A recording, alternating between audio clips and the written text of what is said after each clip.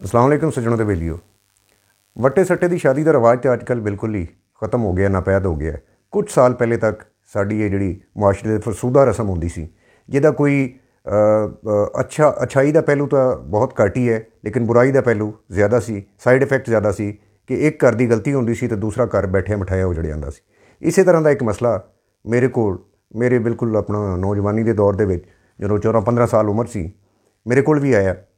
तो मैं वो दोनों घर का विजिट रखा। पहले एक घर के गया ताकि मामले का अंदाज़ा लाइए कि इन्हों के हालात क्यों इन्ने संगीन हो गए कि तलाक की नौबत पहुँच गए। जो उन्होंने को सारे हाल अहवाल लए तो उन्होंने कोई इजाज़त लैके फिर मैं दूसरे घर गया। दोनों रिश्तेदार से, दो भाइयों की औलाद सी आपस के। तो उस घर गया तो उत्थे जोड़े बजुर्ग से वो साढ़े बाप दादा के मुरीद भी सीगे, खानदानी खिदमतगार भी। तो बड़ी उन्होंने जी है मुहब्बत के नाल खिदमत की हुई सी साढ़े बजुर्गों की।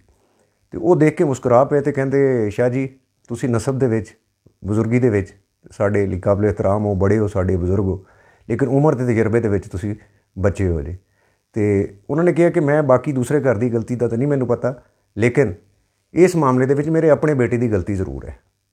तो दूसरे नंबर पर उन्होंने जी गल एक कई उन्होंने बजुर्गों ने जी गल फरमाई, मैनू वो गल अज भी याद है। तो वो बड़ी एक सुनहरी हलूफ नाल लिखण वाली गल है कि उस गल नूं अज दे लोग भी अपने मुआशरे दे विच, साडी सोसाइटी दे विच लोग इस गल नूं पल्ले बन लैण तो बहुत सारे घर जिहड़े आ उजड़न तो बच जाण। वो बजुर्ग कहते हैं कि शाह जी नौ विआह के लियाना कमाल नहीं होंदा, नौ नूं वसाणा कमाल होंदा है।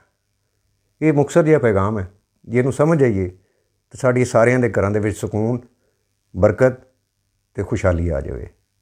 लोगों के कई घर जिहड़े ने उजड़न तो बच जाण जे असीं यही समझ ले कि जिवें साड़ियां धीआं धीआणियां ने, वो भी उन्हां दीयां धीआं धीआणियां ने। अस्सलाम वालेकुम।